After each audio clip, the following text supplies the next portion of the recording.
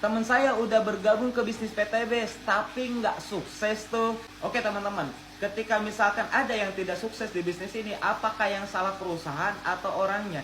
Saya kira bukan perusahaannya, orangnya. Kenapa? Karena ketika kita gagal di bisnis ini pun, kegagalan di bisnis ini bukan rugi, tapi kita nggak dapat untung. Kenapa? Karena kita beli produk, bukan hanya gabung keluar duit tapi nggak dapat apa-apa. Kita beli produk, belanja barang, di mana barang itu jelas kita dapatkan, benefitnya jelas, hingga akhirnya tidak ada kerugian sama sekali. Artinya apa? Nggak ada yang gagal, yang ada adalah tidak mau menjalankannya.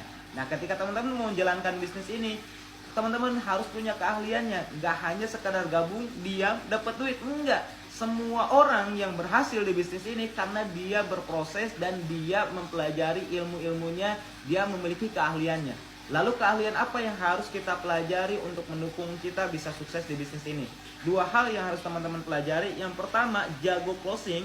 Yang kedua, jago mendidik. Nah, pertama jago closing, baik itu ketika teman-teman menjual produknya secara eceran atau menjual produknya secara paket, teman-teman harus memiliki keahliannya. Nah, untungnya bagi teman-teman yang belum bisa jualan, belum jago jualan, atau belum bisa menjual secara paket, ada pendidikannya, ada trainingnya, ada Zoom sharing ya. Ketika teman-teman mau belajar, insya Allah teman-teman juga bisa. Karena banyak sekali reseller-reseller yang tadinya bukan siapa-siapa, nggak mengerti tentang bisnis, nggak bisa jualan, hingga akhirnya dia bisa ketika dia mau belajar. Tapi apakah cukup dengan jago closing?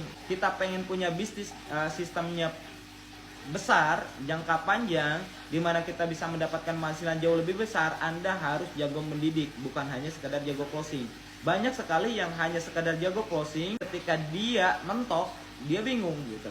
Yang ahli hanya dia sendiri. Tapi ketika ada orang yang bisa jago closing dan jago mendidik, insya Allah dia punya bisnis yang besar. Bahkan dia tidak closing pun bisa mendapatkan penghasilan.